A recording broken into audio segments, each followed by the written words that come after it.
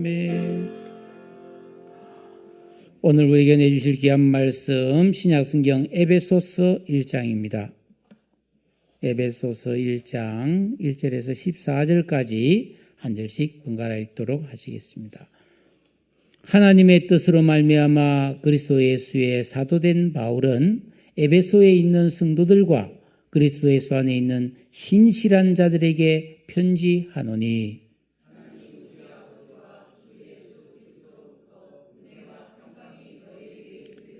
찬송하리로다. 하나님 곧 우리 주 예수 그리스도의 아버지께서 그리스도 안에서 하늘에 속한 모든 신령한 복을 우리에게 주시되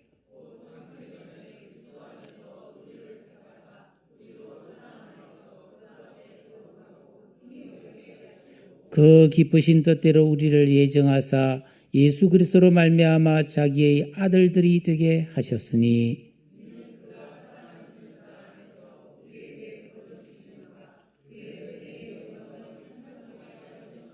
우리는 그리스도 안에서 그의 은혜의 풍성함을 따라 그의 피로 말미암아 속량 곧 죄사함을 받았느니라. 그 뜻의 비밀을 우리에게 알리신 것이요 그의 기뻐하심을 따라 그리스도 안에서 때가 찬 경륜을 위하여 예정하신 것이니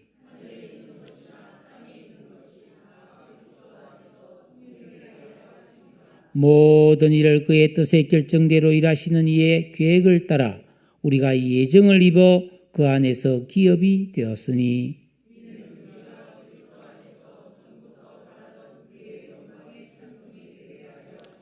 그 안에서 너희도 진리의 말씀 곧 너희의 구원의 복음을 듣고 그 안에서 또한 믿어 약속의 성령으로 인치심을 받았으니 이는 우리 기업의 보증이 되사 그 얻으신 것을 속량하시고 그의 영광을 찬송하게 하려 하심이라.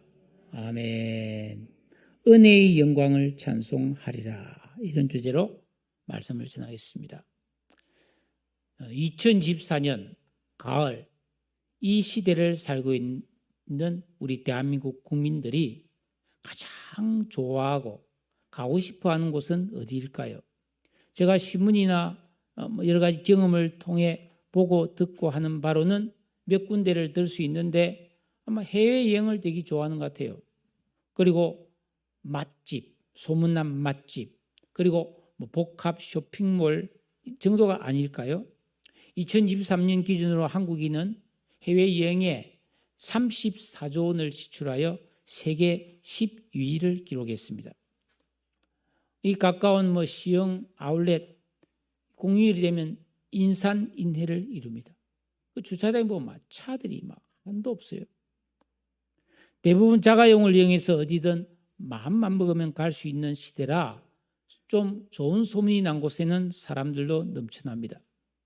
인기 영화가 상영되면 1,000만 명이 관람하기 애싸이고 헐리우드에 엄청나게 많은 돈을 들인 영화는 우리나라를 세계에서 첫 번째로 이렇게 개봉하게 하는 그런 대상으로 삼습니다. 국내외 유명 가수의 공연장은 몇십만 원 하던 입장료를 내지만은 엄청난 사람들로 가득 찹니다. 요즘은 특별히 달리기 하는 사람들이 많이 늘어나고 있다. 러닝 그룹이 많이 늘어나서 건강관리를 위해서 힘쓰는 사람도 많다. 이런 현상을 우리는 어떻게 봐야 하는가? 왜? 그리스도인은 이 세상을 분별해야 되기 때문입니다. 사람마다 하고 싶고 먹고 싶고 가고 싶은 것을 갈 수 있으니 만족스럽고 행복할까요? 성도 여러분들은 이 땅의 수고로운 삶을 살아내면서 어디서 무엇을 하면서 스트레스를 해소하고 위로와 기쁨을 얻고 행복감을 누리십니까? 제가 이 시간에 예수 믿고 구원받은 성도는 오직 교회에서만 행복해야 된다. 그런 이야기를 하려는 게 아닙니다. 누구에게나 쉼이 필요하고 기쁜 일과 행복하고 평안한 무언가가 필요합니다. 저도 그렇습니다. 그런데 제가 아무리 생각도 하고 주위를 살펴보아도 진정한 쉼과 기쁨과 회복은 내 몸이 어디 장소를 가거나 무엇을 먹고 경험하느냐보다는 사실은 이 마음 관리가 너무 중요합니다. 우리 사람은 영, 혼, 육이 있기 때문에 이 육신만을 여러분이 케어하면 안 되고 우리의 마음과 영을 돌봐줘야 된다는 겁니다. 그게 우선이에요.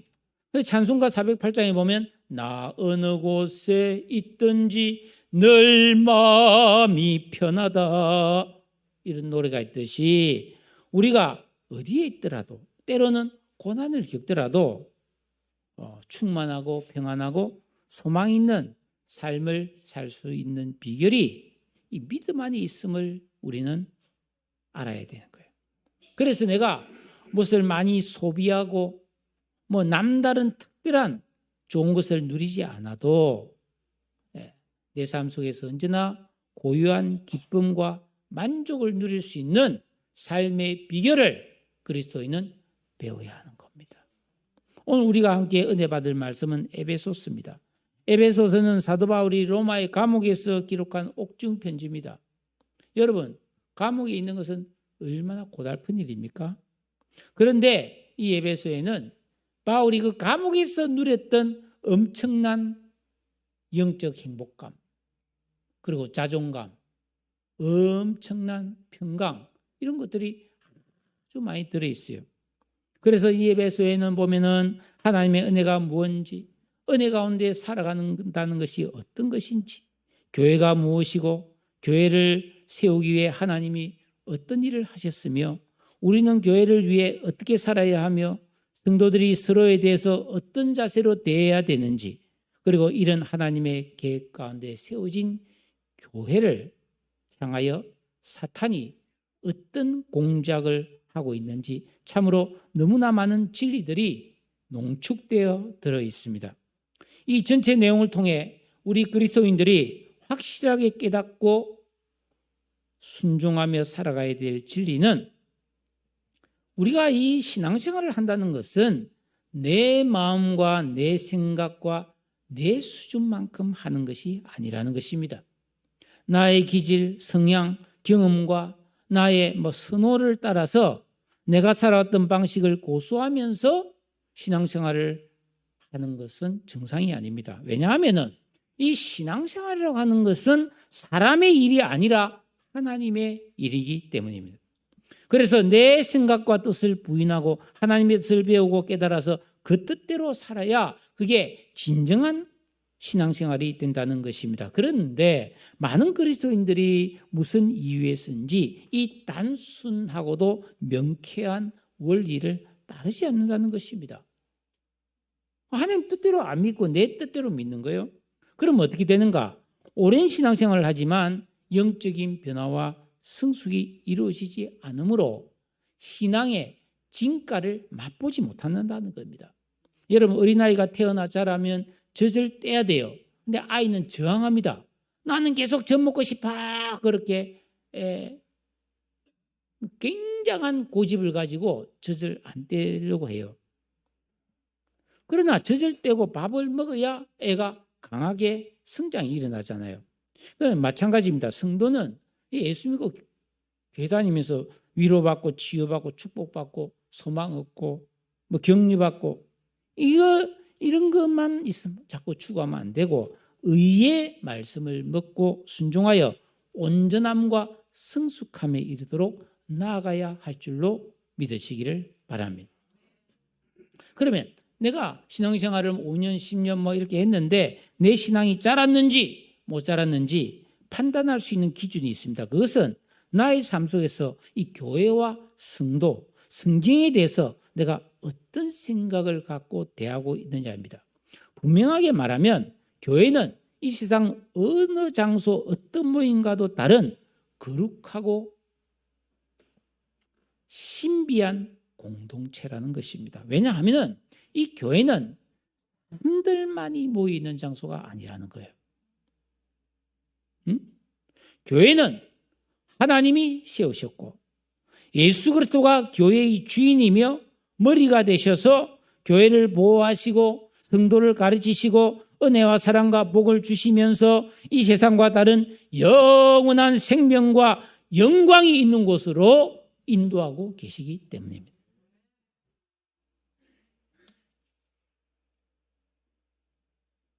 진짜 교회 우습게 보면 큰 코 다칩니다.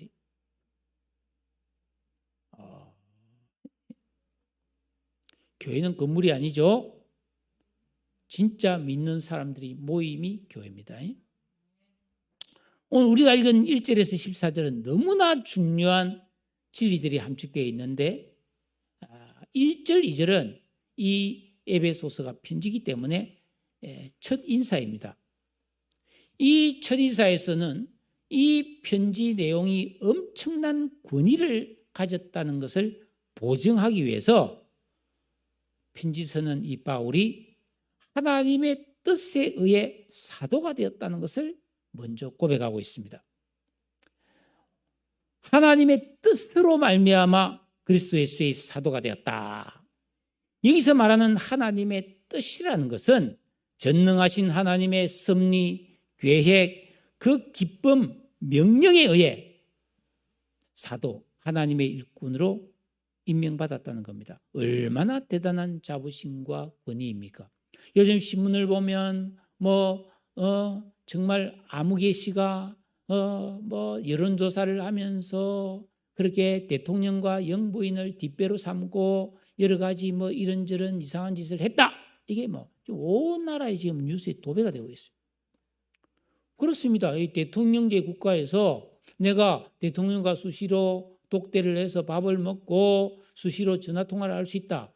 굉장한 권세이고 돈과 많은 사람들이 몰려옵니다. 근데 대통령, 희위 얼마 배 있습니까? 5년만 하면 그냥 야인으로 돌아가서 책방을 하든지 농사를 짓든지 그렇잖아요. 바울은 영원하신 하나님에 의해서 임명받은 사도라고 말합니다. 얼마나 엄청난 자부심과 권위입니까? 그런 바울이 에베소에 있는 성도들과 예수 그리스도 예수 안에 있는 신실한 자들에게 편지를 합니다. 이 성도란 말은 세상과 구별된 거룩한 삶을 사는 무리들입니다. 여러분, 내가 예수 믿었습니까? 그러면 성도예요.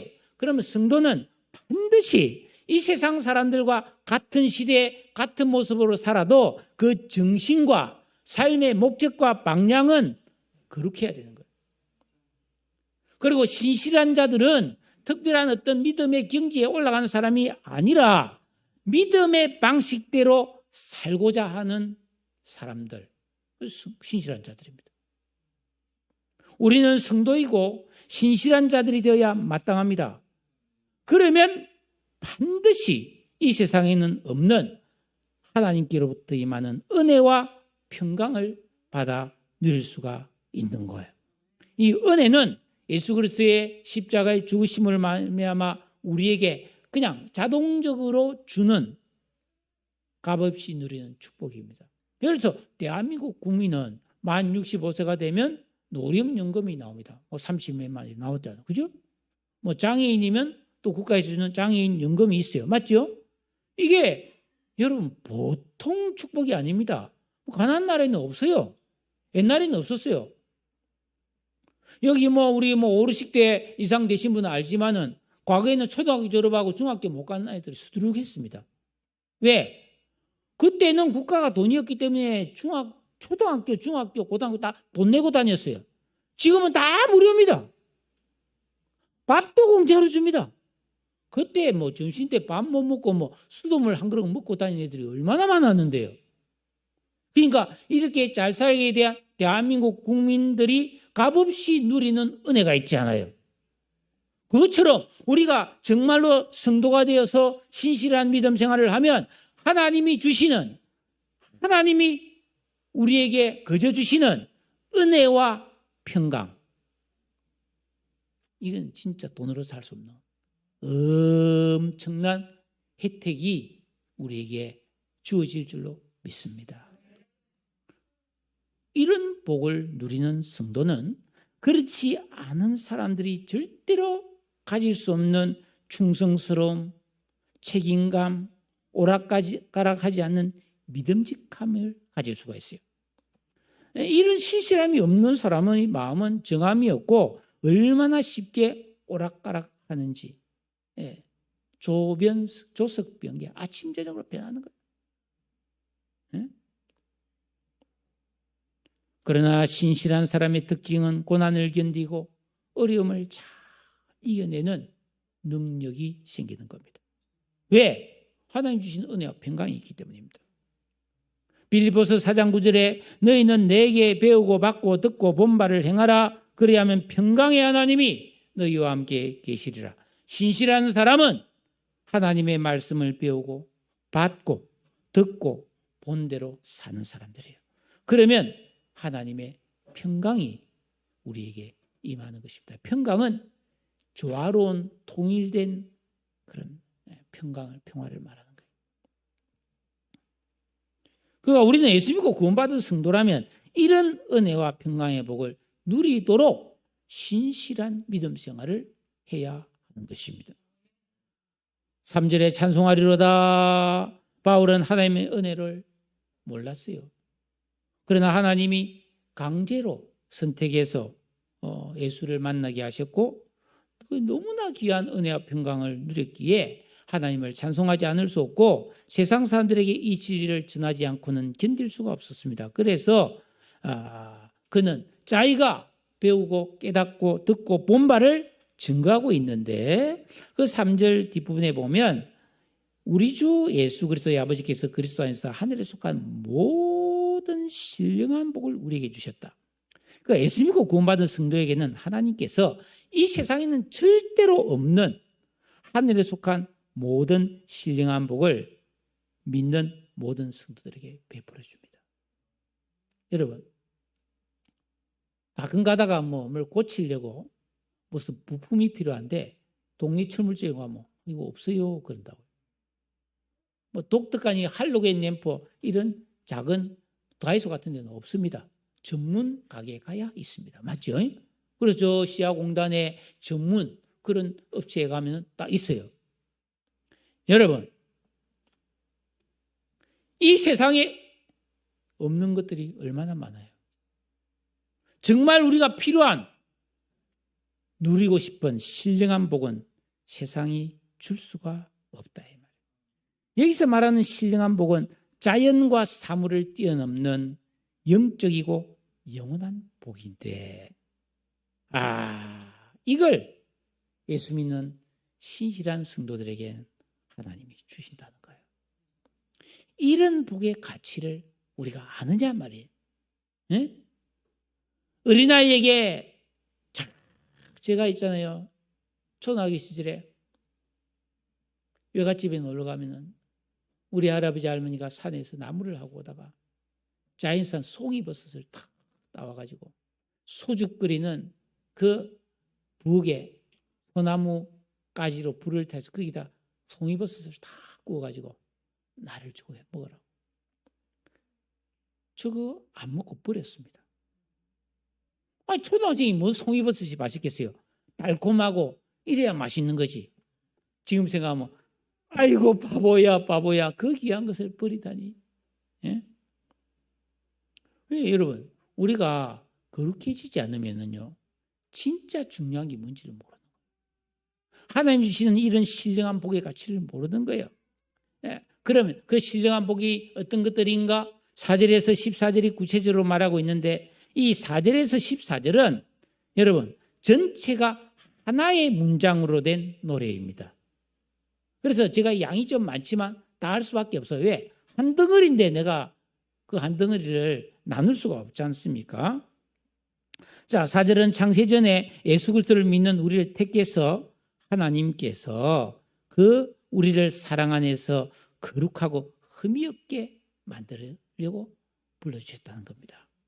여러분, 지금도 저기 영등포역이나 서울역에 가면 노숙자들이 있어요. 어쩌다가 그 옆에 가보면 막 신내가 납니다. 너무나 꼬질꼬질하잖아요.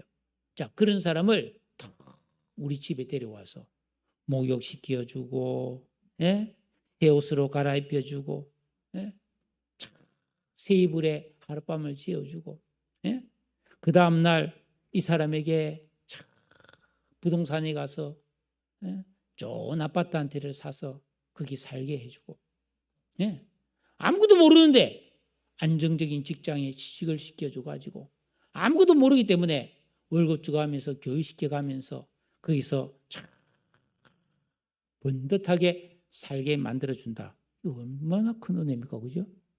그것처럼 허물과 죄로 죽어서 죄로 부패하고 타락한 죄인을 하나님은 구원해서 오직 사랑의 방법으로 거룩하고 흠이 없는 영광스러운 하나님의 자녀, 천국의 백성으로 만들어 주셨다는 겁니다.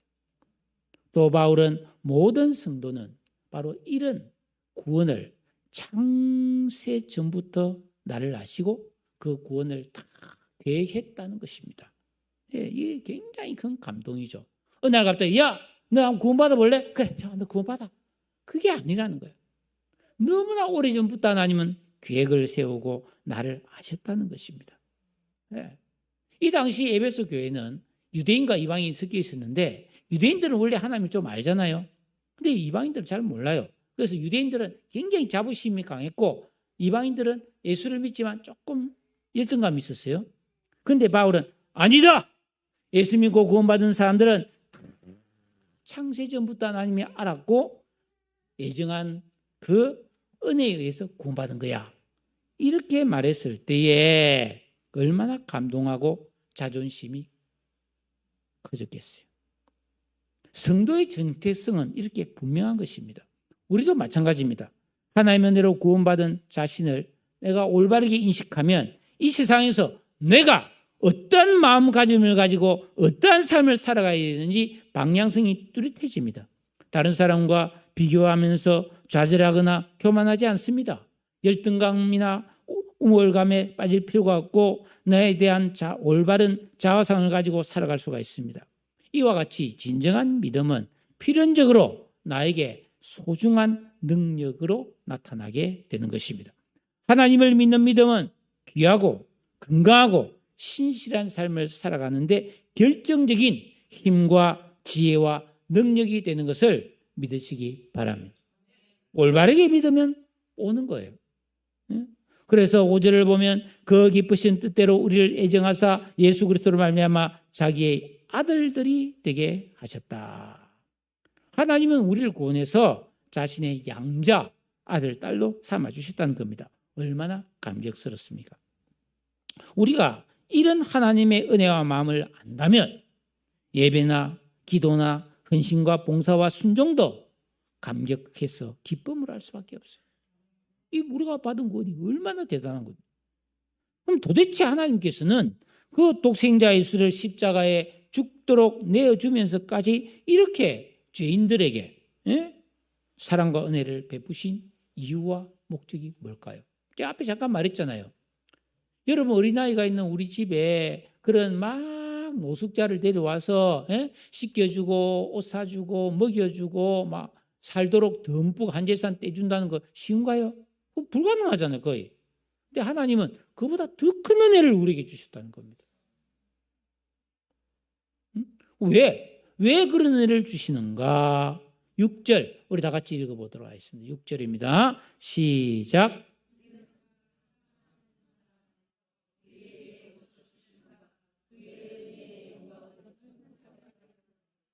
어려웠던 시절에 우리 한 40년, 50년 전에 우리나라 굉장히 어려웠어요. 어제 발표된 이 동아시아 국가들의 이 국민 소득을 보면 우리나라가 1등입니다. 동아시아에서. 대만이 2등이고 일본이 3등이에요. 우리 이렇게 잘 살게 됐어요. 그런데 불과 한 50년 전 필리핀보다 못 살았잖아요. 그 시절에 우리 부모님은 하루하루 고생해서 겨우 먹고 살았어요. 그럴 때 자녀를 먹이고 입히고 키우면서 그 자녀 입에 밥 들어가는 것을 부모님은 너무 행복해했어요. 그런 시절이 있었단 말이에요. 힘들게 번 돈을 안 먹고 안 입고 자식 입히고 공부시키고 뒷바라지했습니다. 왜 그랬을까요? 부모가 바라는 것은 딱 하나입니다. 자식 잘 되는 거예요. 그게 부모의 영광입니다. 얘 잘 키웠어 뭐 호강했다는 게 아니에요. 그냥 그 자체가 나 잘 되는 게 부모의 유일한 기쁨이고 소원이었습니다. 하나님 아버지의 마음도 같아요. 성도는 영적으로 잘 되어야 하나님께 영광을 돌릴 수가 있습니다. 세상에서 인정받고 내가 세상에서 막 많은 그런 소유를 하고 큰 돈을 모으고 높은 자리에 올라가서 내가 하나님 앞에 영광 돌려야지. 이거는 인간적인 발상입니다. 그거는 사실 하나님께 영광되지 않습니다. 하나님 돈 많은 게 뭐 하나님 앞에 유익하겠어요? 높은 자리에 올라가는 게 무엇이 하나님 앞에 유익하겠어요? 아닙니다. 옛사람 아담 안에 있는 악한 의식과 제각과 인격이 파괴되고 뽑혀나가고 예수 그리스도 안에 있는 세계에 있는 새 사람의 의식이 만들어져야 진실로 우리는 하나님을 기쁘시게 하며 그 은혜의 영광을 찬송할 수 있습니다. 여러분, 어린아이가 한 유치원쯤 되는 어린아이가 엄마 아빠 생일에 엄마 아빠 생신 축하합니다. 그걸 삐뚤삐뚤하게 카드 써서 자기가 너무나 아끼는 인형이나 로봇이나 딱지를 한 상자를 선물했다. 그러면 부모 입장은 어떻겠습니까? 얼마나 귀엽겠어요. 아이고 네가 엄마 아빠에게 이런 귀한 선물을 주는구나 고맙다 하지만 속으로는 씁쓸하죠. 아무짝에도 소용없는 거잖아요. 자기 딴에는 아끼는 인형이나 로봇이나 장난감을 엄마 아빠에게 선물로 준 거예요. 자기 딴은 큰일 했어. 근데 부모 입장에서는 네가 아직도 철이 없구나. 그렇게 생각할 거 아닙니까? 우리가 정말 하나님의 베푸신 은혜의 영광을 찬송해야 되는데 우리가 새사람 의식이 안 만들어지면 이런 철없는 어린아이 수준의 찬송밖에 못 드리는 거예요.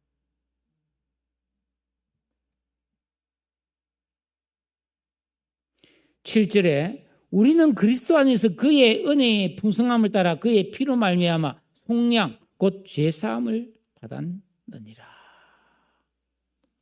우리 성도들이 받은 구원은 그리스도 안에서 너무나도 풍성한 은혜로 받은 구원이라는 겁니다. 여기서 풍성한 은혜라는 말은 영원히 고갈되지 않고 계속 공급되는 은혜라는 겁니다. 차, 여러분 다 차 운전하는 분 많이 계시죠? 그 차가 아무리 좋은 차라도 계속 주의를 해주고 수리를 해야 탈 수 있는 겁니다. 기름 가득 처음 새 차 때 넣고 그 다음부터 기름 안 넣으면 그거 아무짝에도 쓸모없는 거예요. 맞죠? 그러니까 우리가 하나님께 받은 이 구원의 은혜는 하나님이 계속 은혜를 영원토록 부어주는 풍성한 은혜다 이 말이에요. 구원이 이런 거란 말이에요. 네? 예수님이 십자가에 흘린 피로 값을 치르고 우리의 죄를 깨끗하게 해서 평생토록 은혜를 주는 거예요. 여러분 헌혈해 보셨습니까? 제가 헌혈을 해보니까 내가 주먹 꽉 쥐어서 피가 쭉 빠져나갈 때 와이고 이 피 진짜 많이 뽑는구나 이러다가 내가 죽는 거 아닌가 이 묘한 생각이 들더라고요. 근데 성인은 몸에 이 몸무게에 따라서 5 내지 6리터의 피가 들어있습니다. 근데 헌혈은 최대 400ml를 하거든요. 그러니까 아주 극소량을 하는 거죠. 여러분 예수님은 우리 십자가에 달려서 그 몸에 있는 모든 피 5 내지 6리터의 피를 다 쏟고 물까지도 다 쏟았어요. 그 피값으로 우리의 죄가 씻겨짐으로써 내 영이 살고 구원을 받을 수 있었습니다. 엄청난 은혜입니다.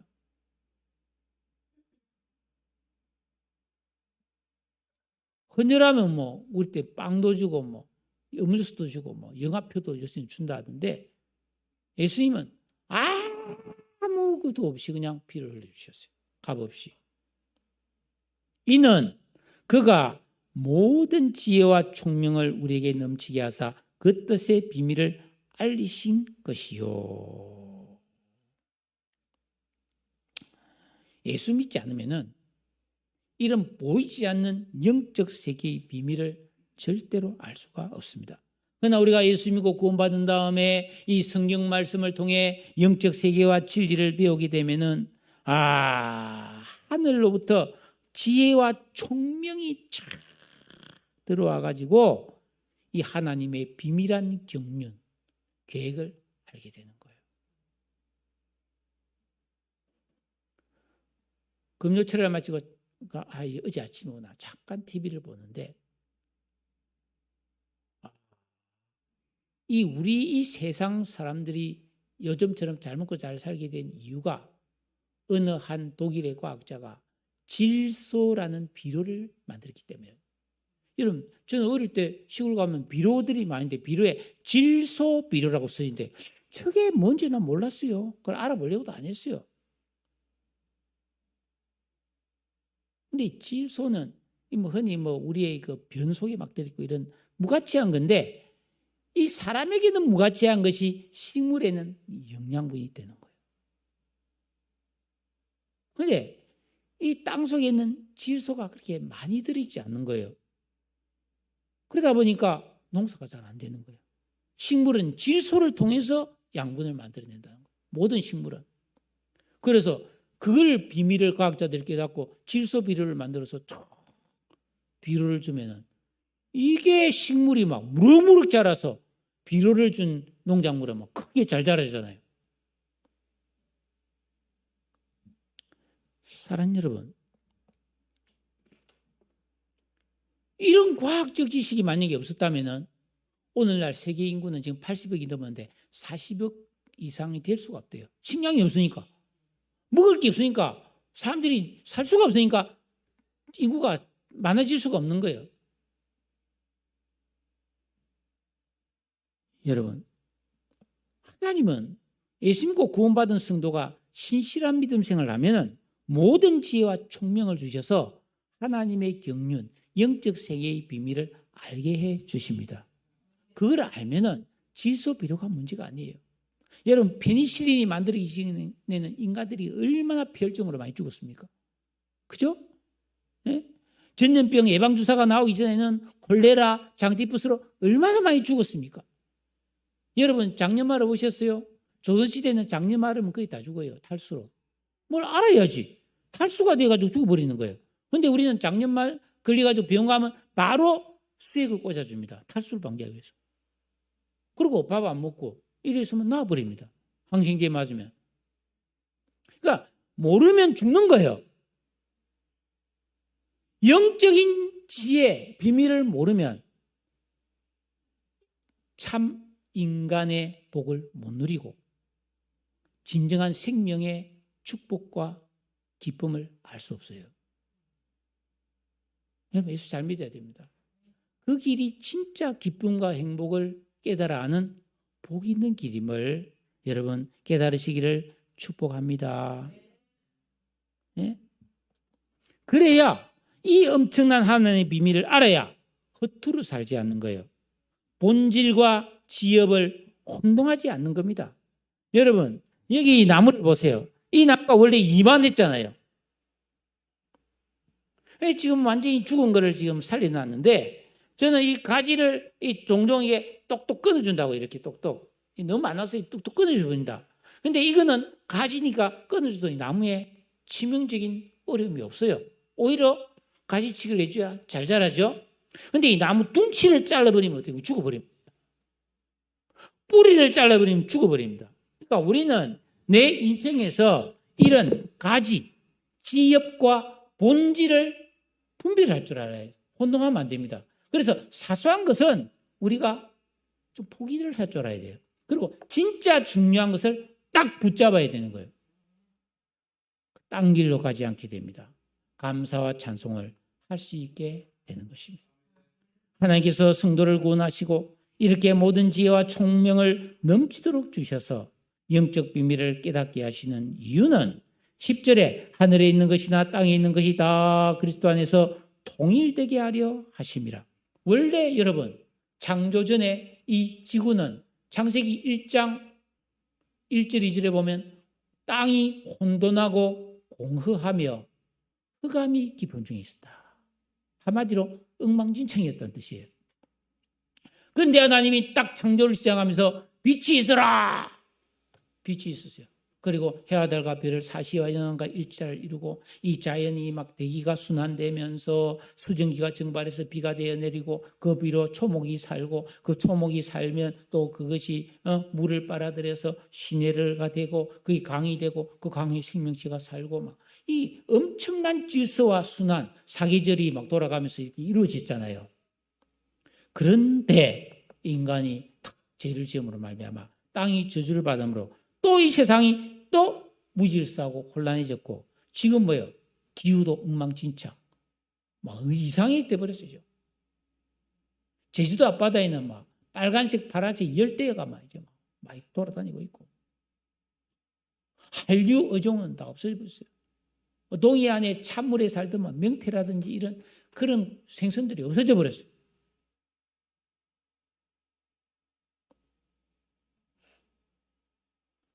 그런데 예수님께서 십자가에 달려 구원을 이루시고 만물을 복음으로 통치하셔서 장차 이 흥크러진 무질서를 다시 아름답고 질서와 평안이 있는 그런 세상으로 통일을 이루려고 하신다는 거예요. 그 통일에 내가 기여하려면 올바른 신앙을 통해서 지혜, 지식, 면설, 총명이 와서 하나님 뜻대로 사는 것이 그 하나님의 질서에 내가 동참하는 것이고 그 질서를 이룰 수 있는 사람이 되는 거예요. 그러니까 여러분 예수를 똑바로 믿어야 가정에서도 질서를 만들 수 있고 여러분이 살아가는 모든 삶에도 개인적인 내 인생에도 질서와 정돈이 가능할 줄로 믿으시기를 축복합니다. 그리고 우리가 장차 살아가게 될 영원한 하나님의 나라는 에덴 동산보다 더 아름답고 영원히 없어지지 않는 질서와 평강과 기쁨이 있는 복지 낙원이 될 줄로 믿습니다. 멋있잖아요. 11절 같이 한번 읽겠습니다. 11절 시작. 모든 일을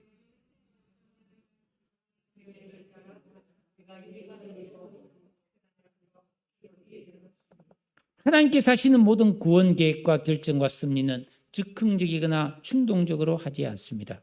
시편 92편 5절에 주의 생각이 매우 깊으시니이다. 하나님은 깊은 생각을 하시는 분이에요. 사람은 깊이 생각을 못합니다. 생각이 얄팍해요. 그런데 구원받은 성도는 이런 하나님의 깊은 생각에 의한 결정과 계획을 통해 하나님의 기업이 됐다는 거예요. 즉 뭡니까? 하나님께서 소중하게 여기는 상속자가 되었다는 뜻입니다. 이게 하나님의 엄청난 섭리에 의해서 된 거예요. 시편 127편 4절에 보라 자식들은 여호와의 기업이다 그랬습니다. 예수 믿고 구원받은 그리스도인들은 하나님의 자녀로서 그 신분이 너무나 존귀하기 때문에 12절에 그의 영광에 찬송이 되게 하려 하시는 것입니다. 여러분 예수 믿고 구원받은 그리스도인이 가져야 될 참된 소원과 소망은 내가 원하는 것을 얻고 성취를 이루는 것이 아닙니다. 내 생애를 통해 무엇을 하든지 하나님의 영광과 그 거룩한 본성을 나타내고 찬송이 되는 겁니다.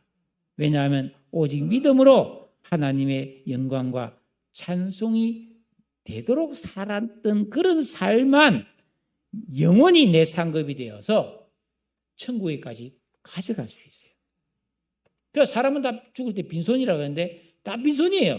그런데 하나님께 영광을 돌린 진짜 철들은 아이가 하나님 부모에게 효도처럼 정말 세 사람의 의식 가지고 하나님 뜻대로 살한 것만 죽어도 가지고 가는 것이 된다. 야, 이게 엄청난 거예요.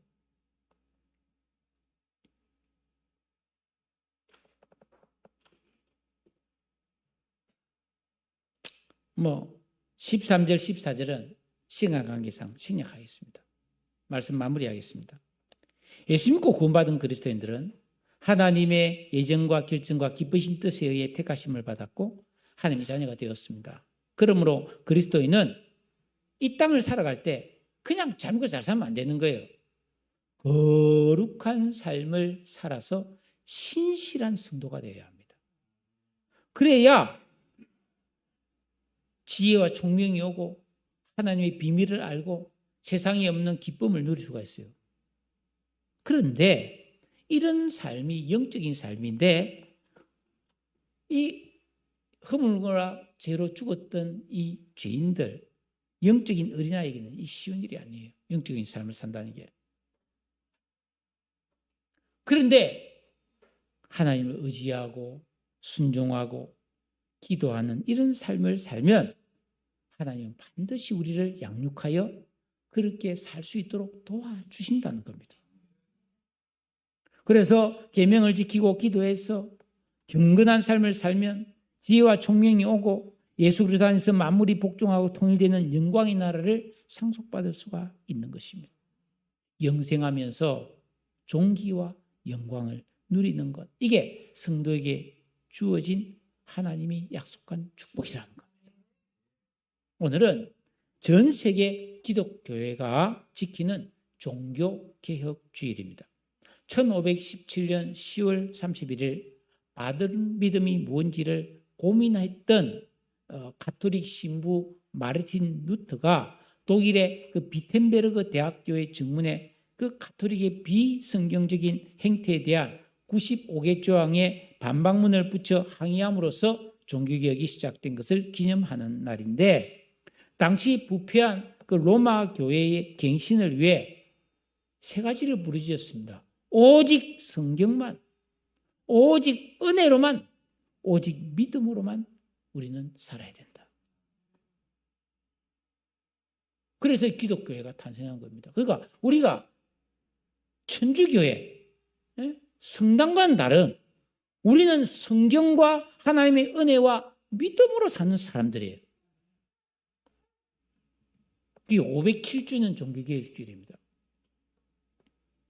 지금도 로마 교황제를 천주교는 존속하고 있습니다. 오직 예수 그리스도와 성경을 믿는 이 개혁교회 성도들은 그래서 가톨릭 교회의 혹독한 박해를 받았어요. 얼마나 많은 개신교도가 성경대로 산다는 것 때문에 목잘림을 당하고 파행을 당했는지 모릅니다. 특히 영국의 기독교 성도들은 그 런던 탑 아래서요, 매일 하루에 500명씩 목이 잘렸어요. 그래서 그 영국의 여왕이 메리 여왕이 피의 메리라는 별명이 붙었어요. 피의 메리. 그래서 그 영국의 신실한 기독교인들이 도저히 살 수가 없어서 신앙의 자유를 찾아서 그 1620년 9월 6일 영국의 플리머스항에서 102명이 메이플라워라는 배를 타고 9주간의 항해 끝에 북아메리카에, 지금 미국 땅에 도착했죠. 그 102명을 기념해서 미국에서 세워진 빌딩이 엠파이어 스테이트 빌딩 102층이에요. 그들은 그 신대륙에 도착해가지고 성경대로 철저한 믿음을 지키면서 미국이라는 나라를 세웠는데, 그 청교도들이 세운 7가지 신앙의 원칙이 뭐냐 하면, 첫째가 성경 중심 신앙이고, 둘째가 철저한 주일 성수요, 세 번째가 직업에 대한 소명입니다. 무슨 일, 청소를 하든지 뭐 요리를 하든지 뭐 진짜 신발을 닦든지 다 이거 뭐야, 하나님이 나를 여기에 불렀다고 생각하고 최선을 다하는 거예요. 그러니까 올바른 기독교 생활을 하면 잘 살 수밖에 없어요. 뛰어난 사람이 될 수밖에 없어요. 네 번째가 자녀들에 대한 책임, 다섯 번째 바른 교회 세우기, 여섯 번째가 예언서의 기준을 따라 정의로운 사회와 국가를 세우기. 정의로운 국가, 당연한 건데 인간들은 그렇게 못하는 거예요. 불의한 나라는 불의한 나라. 예? 일곱 번째, 이번에 여러분 노벨 경제학상을 받은 미국의 그 시카고 대학 교수 있어요. 그 교수가 무슨 논문을 쓴 줄 아세요? 그 나라가 어떻게 운영되느냐에 따라서 미래가 달라진다 하면서 우리나라와 북한을 비교해서 논문을 썼어요. 북한은 독재 아닙니까? 지지들을 못 살게 됐다는 거예요. 똑같은 민족인데 실제로 해방됐을 때는 북한이 더 잘 살았잖아요. 그런데 이 남한은 포용 정책을 쓰고 민주화를 이루고 개인의 사유재산을 인정하고 이러면서 지금 세계적인 그런 강대국이 되었단 말이에요.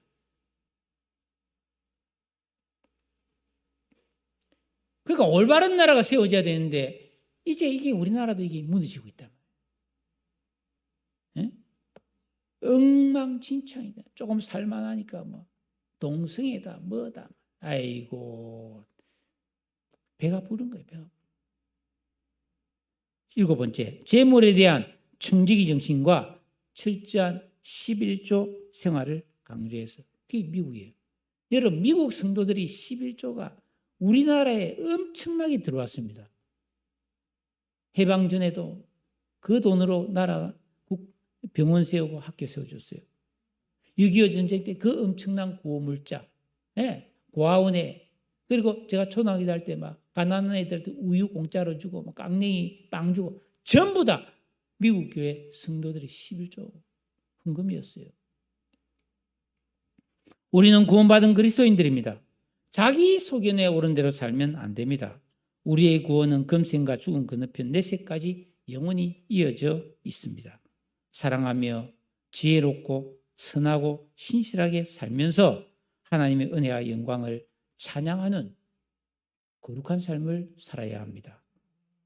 그리고 이런 참 믿음만이 영원히 나를 복되게 합니다.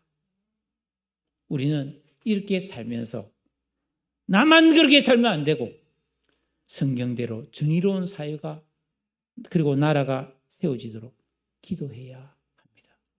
그리고 우리 교회와 성도는 하나님 말씀을 딱 기준으로 삼아서 항상 개혁해야 합니다. 나를 바꿔야 됩니다. 항상 정상적인 사람으로 돌아가야 됩니다. 이게 우리 개신교인, 기독교인의 삶이에요. 여러분, 우리 같이 이런 삶을 살아내실 수 있기를 주님의 이름으로 축복합니다. 기도하십시다. 오늘 말씀을 생각하면서 하나님 아버지, 하나님이 그 나를 구원하시고 베푸신 은혜와 영광이 너무 크고 아름답고 약속된 축복이 너무나 큰데 내가 이 세상을 살아가면서 허투루 살지 않게 해달라고 정말 성도답게 신실하게 살아서 지혜, 총명 그리고 영생의 복과 상급을 누리게 해달라고 이게 하나님의 영광과 찬송이 된다는 것을 알고 그렇게 살게 해달라고 우리 다 같이 한번 주여 한번 부르짖고 통성으로 기도하겠습니다. 주여 전능하신 아버지 은혜를 감사합니다. 하나님께서 우리를 사랑하셔서 우리를 불러주시고 이렇게 엄청난 구원을 이루어 주시고 엄청난 약속과 축복을 예비해 주신 것을 믿나이다. 거룩하고 신실하게 살아서 이 모든 복을 누리고 하나님께 영광과 찬송을 드리게 하옵소서. 어리석고 우둔한 삶이 아니라 지혜와 총명의 삶을 살아가는 이 순종과 기도의 진정한 영적 생활에 힘쓰는 저와 우리 모든 성도들이 다 되게 하여 주시옵소서. 주님만을 찬양합니다.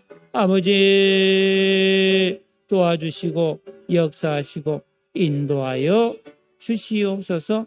감사합니다. 예수님의 이름으로 간절히 기도드렸사옵나이다. 아멘.